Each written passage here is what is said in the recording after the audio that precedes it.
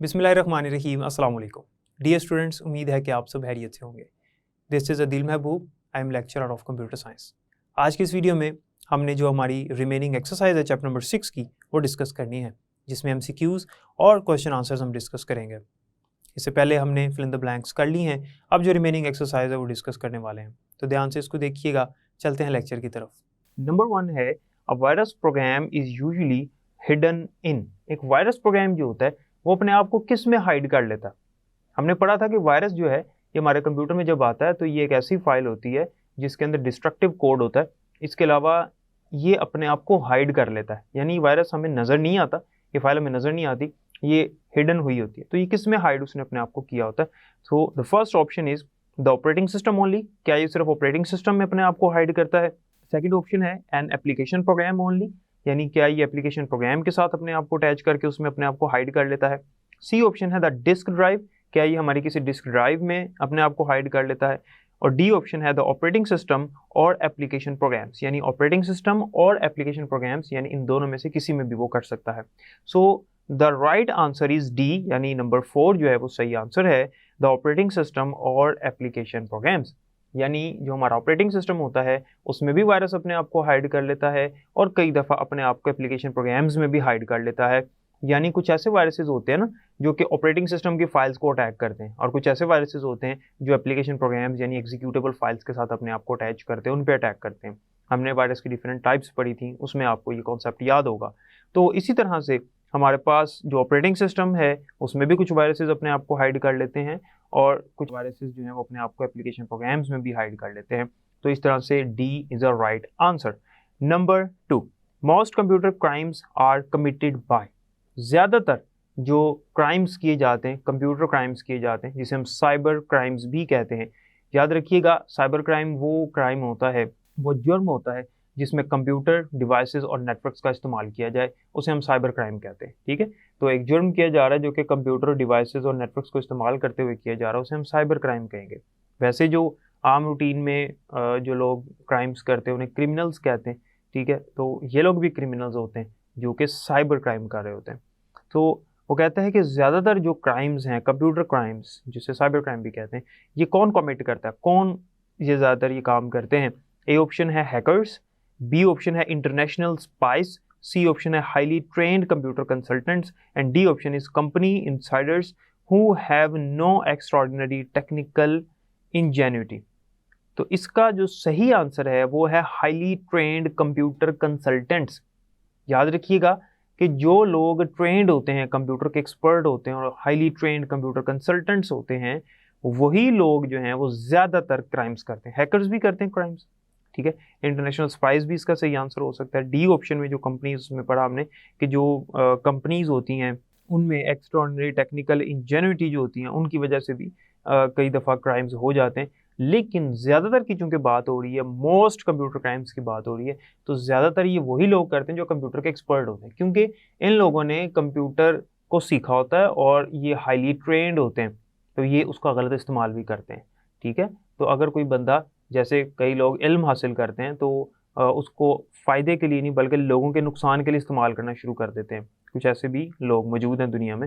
इसी तरह से ये इल्म हासिल करते हैं कंप्यूटर का, लेकिन इसको गलत नेगेटिव वे में यूज़ करते हैं। तो इसका सही ऑप्शन जो है, सही आंसर जो है वो है हाईली ट्रेंड कंप्यूटर कंसल्टेंट्स।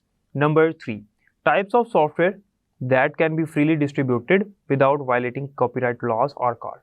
वो सॉफ्टवेयर जो कि फ्रीली डिस्ट्रीब्यूट किया जाता है और कॉपीराइट लॉज पे वायलेट भी नहीं होता, यानी कंपनी की इजाज़त से जब उसको फ्री ऑफ कॉस्ट डिस्ट्रीब्यूट किया जाता है, लोगों में तकसीम किया जाता है ताकि लोग उसको इस्तेमाल कर सकें, तो उसे हम क्या कहते हैं। ए ऑप्शन है शेयरवेयर, बी ऑप्शन है पब्लिक डोमेन, सी ऑप्शन है कॉपी प्रोटेक्टेड और डी ऑप्शन है A and B. So the right answer is public domain software.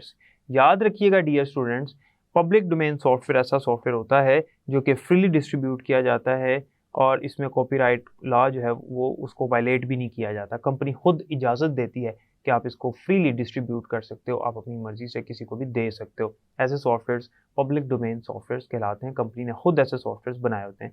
हमने लास्ट लेक्चर में ब्लैंक्स में शेयरवेयर के बारे में पढ़ा था कि ऐसा सॉफ्टवेयर जो कि कंपनी की तरफ से फ्री ऑफ कॉस्ट दिया तो जाता है लेकिन for a limited period of time. The software that is available for free of cost for a limited period of time, this is called shareware. तो शेयरवेयर जो है वो ऐसा सॉफ्टवेयर था जो कि लिमिटेड पीरियड ऑफ टाइम के लिए था, उसके बाद हमें उसका लाइसेंस लेना पड़ता है। लेकिन इसमें ऐसा नहीं है, ये फ्रीली डिस्ट्रीब्यूट किया जाता है और लिमिटेड नहीं होता बल्कि अनलिमिटेड होता है। तो इसका आंसर है public domain, B option is the right option. Number 4, information information क्या होती है? A marketable commodity can be stolen while leaving the original behind, should be free according to the original hacker ethic, और D option है all of above। Information जो है अब marketable commodity होती है, बिल्कुल होती है। Can be stolen while leaving the original behind, इसको चुराया जा सकता है जब ओरिजिनल मतलब जो बंदा इसका मालिक है वो अगर इसको कहीं पर रख दे, कहीं पे सेव कर दे तो इसको चुराया भी जा सकता है, ये भी बिल्कुल ठीक है। सी ऑप्शन है should be free according to the original hacker ethic, hackers के मुताबिक जो है इंफॉर्मेशन जो है वो फ्री ऑफ कॉस्ट होनी चाहिए, ठीक है ना, हैकर्स के मुताबिक। तो ये बात भी बिल्कुल ठीक है, तो ए ऑप्शन भी सही है, मार्केटेबल कमोडिटी है ये, ठीक है। और can be stolen while leaving the original behind, should be free according to the original hacker ethic, so D option is the right answer, all of above. Number 5, a virus that replicates itself is called a. वो virus जो अपने आप को replicate करता है means duplicate करना, अपनी copies बना लेना। तो याद रखिएगा डियर स्टूडेंट्स, वो वायरस जो अपने आप को डुप्लीकेट करता है, वो वायरस जो अपने आप को रिप्लिकेट करता है, उसे हम क्या कहते हैं? ए ऑप्शन है बग, बी ऑप्शन है वर्म, सी ऑप्शन है वैक्सीन एंड डी ऑप्शन है bomb. So the right answer is worm. Bug जो है ये भी एक किस्म का वायरस होता है हमारे कंप्यूटर में, ठीक है। कोई एरर को बग कहते हैं, ठीक है। ये उस तरह का वायरस नहीं होता कि हमारी फाइलें वगैरह करप्ट करे, ये हमारे किसी प्रोग्राम में एरर होता है। एक्चुअली इसको मैंने इसलिए वायरस से रिलेट किया क्योंकि वायरस भी नुकसान पहुंचाता है तो ये भी हमारे कोड को चलने नहीं देता, ये हमारी मिस्टेक होती है, एरर होता है। और सी ऑप्शन है वैक्सीन। याद रखिएगा कि वैक्सीन जो है वो वायरस की ना तो कोई टाइप है और ना ही वायरस का कोई नाम है। और डी ऑप्शन है बॉम्ब, और ये भी वायरस नहीं है, हमने तो लॉजिक बॉम्ब पढ़ा था या जिसे टाइम बॉम्ब भी कहते हैं। So B option is the correct answer, worm. याद रखिएगा वर्म वायरस की एक ऐसी टाइप है जो अपने आप को डुप्लीकेट करता चला जाता है। और जब मैंने आपको वायरस की टाइप्स पढ़ाई थी तब मैंने आपको बताया था कुछ वायरसेस अपने आप को डुप्लीकेट करते हैं, रिप्लिकेट करते हैं, तब मैंने वर्म का नाम भी लिया था। Number 6, another name for free software. Free software का एक और नाम होता है ऐसे सॉफ्टवेयर जो फ्री ऑफ कॉस्ट मिलते हैं और कंपनी खुद इजाजत देती है। आपने अभी MCQ नंबर 3 सुना, उसमें भी हमने जो है पब्लिक डोमेन सॉफ्टवेयर के बारे में पढ़ा और वहीं पर मैंने आपको बता दिया था। सो ए ऑप्शन है इनक्रिप्टेड सॉफ्टवेयर, बी ऑप्शन है कॉपी प्रोटेक्टेड सॉफ्टवेयर, सी है public domain software, D is shareware. So the right answer is C, public domain software. ऐसा सॉफ्टवेयर जो कि फ्री ऑफ कॉस्ट डिस्ट्रीब्यूट किया जाता है और इसमें कोई भी कॉपीराइट लॉ जो है उसको वायलेट नहीं किया जाता, ऐसे सॉफ्टवेयर को पब्लिक डोमेन सॉफ्टवेयर कहते हैं। So the right answer is C. Number 7, another name for antivirus is. Antivirus का एक और नाम है, वो क्या है? ए ऑप्शन है वैक्सीन, बी ऑप्शन है वर्म, सी ऑप्शन है Trojan horse and D option is DES। याद रखिएगा एंटीवायरस का एक और नाम होता है, इसको हम कहते हैं वैक्सीन, ठीक है। क्योंकि एंटीवायरस जब हम अपने कंप्यूटर में करते हैं so it is just like a vaccine for the human body. जिस तरह से हमारे पास यहाँ डिजीज़ के लिए, डिफरेंट बीमारियों के लिए वैक्सीनेशन की जाती है, इसी तरह से हमारे कंप्यूटर को वायरस से बचाने के लिए जो है वो वैक्सीनेटेड किया जाता है with the help of antivirus. तो इसलिए एंटीवायरस को वैक्सीन कहते हैं, ठीक है। जिस तरह बायोलॉजिकल वायरस होता है, इंसानी बॉडी में आ जाता है तो उसके लिए बॉडी को वैक्सीनेटेड किया जाता है, इसी तरह से अपने कंप्यूटर को वैक्सीनेटेड करने के लिए हम एंटीवायरस करते हैं, इसीलिए एंटीवायरस को उन्होंने एक और नाम दे दिया vaccine. So the right option is a. Number 8, security protection for personal computers include.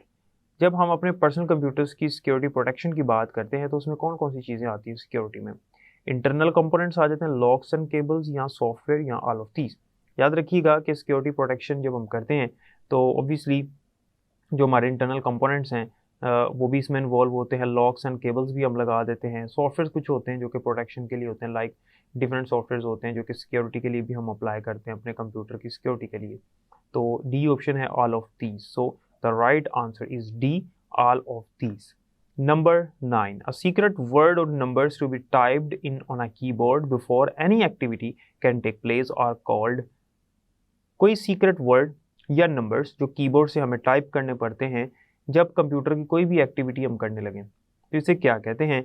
क्या इसे बायोमेट्रिक डाटा कहते हैं? बिल्कुल नहीं, बायोमेट्रिक डाटा तो हमें टाइप नहीं करना पड़ता ना इस तरह से। डाटा इंक्रिप्शन कहते हैं, पासवर्ड कहते हैं, या प्राइवेट वर्ड कहते हैं। So the right answer is C, password. क्यों? क्योंकि हम पासवर्ड्स लगाते हैं, तो जब भी कोई एक्टिविटी करने लगते हैं तो वो हमसे पासवर्ड की डिमांड करता है, तो हम फिर उसमें पासवर्ड एंटर करते हैं जो कि कोई सीक्रेट वर्ड होता है या कोई नंबर होता है या कॉम्बिनेशन ऑफ दीज कह सकते हैं हम। सो the right answer is password. ये पासवर्ड की डेफिनेशन भी है, यहीं से याद कर लें, शॉर्ट क्वेश्चन में आ सकती है। Number 10, what is the most common computer crime of these listed below? इनमें से सबसे ज्यादा जो कॉमनली कंप्यूटर क्राइम है, कॉमन कंप्यूटर क्राइम है, वो कौन सा है? ए ऑप्शन है extortion of bank funds, IRS database sabotage, putting people on junk mailing list, या सॉफ्टवेयर पायरेसी। तो याद रखिएगा, जो मोस्ट कॉमनली कमिटेड क्राइम है इस दुनिया में वो है putting people on junk mailing list, लोगों को जंक मेलिंग लिस्ट में डाल देना। ये सबसे ज़्यादा क्राइम किया जाता है साइबर क्राइम की दुनिया में। सो ये हमारे पास 10 MCQs थे, और उसके बाद अब हम आते हैं क्वेश्चंस की तरफ। हमारे पास जो फर्स्ट क्वेश्चन है वो है what is computer virus? Computer virus किसे कहते हैं? सो आपको याद होना चाहिए कि virus basically is a program which contains destructive instructions, and virus can harm our computer files and our personal data. तो इसमें आपने वायरस की डेफिनेशन लिखनी है और उसके बाद आप लिख सकते हैं some types of viruses are logic bomb, Trojan horse, red laugh virus, boot sector virus etcetera. ठीक है, फिर आप एग्जांपल इसकी ज़रूर देंगे। जब भी शॉर्ट क्वेश्चन आए, अगर उसकी कोई एग्जांपल या टाइप बनती है तो आपने ज़रूर लिखनी है ताकि आपको जो पूरे मार्क्स मिल सकें। नेक्स्ट है define the antivirus software. Antivirus software क्या होता है? तो आपको याद होना चाहिए कि एंटीवायरस सॉफ्टवेयर ऐसा सॉफ्टवेयर होता है जो कि वायरस से हमारे कंप्यूटर को बचाता है, डिटेक्ट करता है वायरस को, और हमारे कंप्यूटर को वायरस से महफूज रखता है, सेफ रखता है। सो इसकी भी फिर आपने एग्जांपल्स लिख सकते हो आप, मैकाफी एंटीवायरस, अवेस्ट एंटीवायरस, इसी तरह से नॉर्टन एंटीवायरस, ठीक है, IBM टूल किट्स। तो ये एंटीवायरस की एग्जांपल्स हैं, बुक में मेंशन है। उसके बाद है हाउ वायरसेस में डैमेज कंप्यूटर सिस्टम। वायरस किस तरह से हमारे कंप्यूटर सिस्टम को डैमेज कर सकता है? सो याद रखिएगा कि वायरस जो है वो फिजिकली हमारे कंप्यूटर सिस्टम को डैमेज नहीं करता। ये बात हम पढ़ चुके हैं, ये आपने इसमें लिखनी है कि वायरस जो है फिजिकली हमारे कंप्यूटर को डैमेज नहीं करता। Virus does not physically damage our computer, ठीक है। और ये जो वायरस है ये हमारे कंप्यूटर को फिजिकली नहीं बल्कि हमारे कंप्यूटर का जो डाटा होता है, जो सॉफ्टवेयर होते हैं, उनको करप्ट करता है, हमारा डाटा करप्ट करता है। तो इस तरह से हमारा डाटा जो है वो लॉस हो जाता है और हमें एक सीवियर लॉस हो सकता है जो कि एक इररिपेयरेबल लॉस है।